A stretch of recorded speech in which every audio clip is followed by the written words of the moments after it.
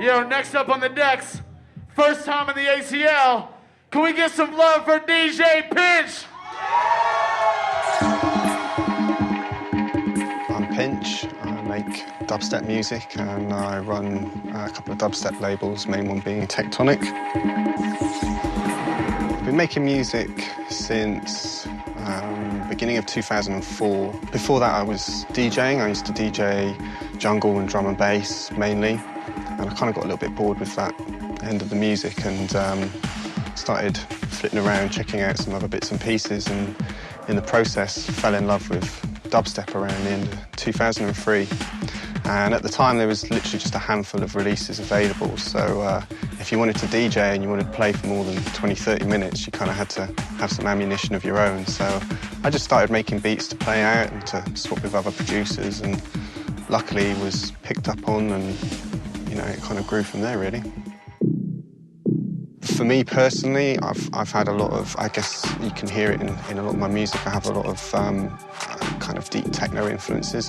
I really like the kind of headspace that you can get into listening to quite minimal techno for a few hours. It takes you into a really deep, thoughtful place.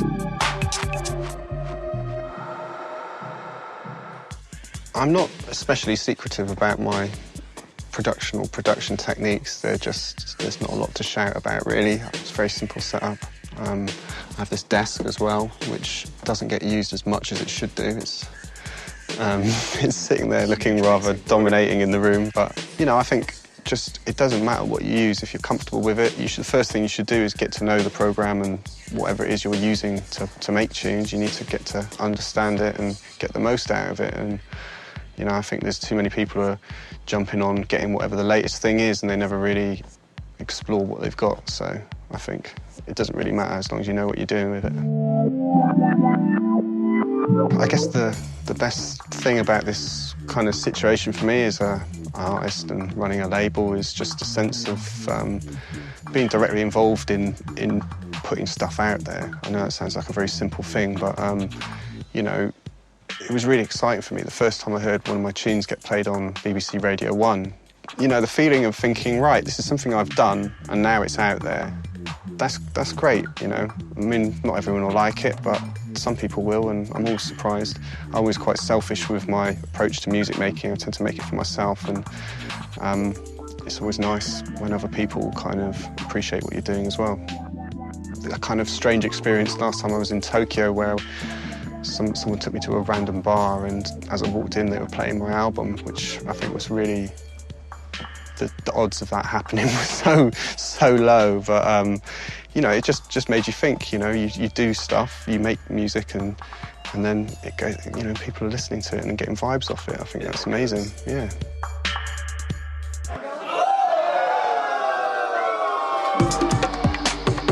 I have genuinely heard of Adult Swim, and I have seen a couple of episodes of the Aqua Teen Hunger Force. Is there one called Ham Banana episode or something like that? It was pretty out there. I never actively sort of decided this is how I'm going to make my living. It was just a hobby, and it grew from quite naturally, just from, you know, doing little bits on the weekends to finding more and more of my time being taken up with it. So yeah, I mean, I'm still not sure if it's what I'm planning on doing for a living. Who knows? But it's going well at the moment, so I'll ride that train while it's rolling. We can leave it there if you're happy with that. I think we've covered quite a lot.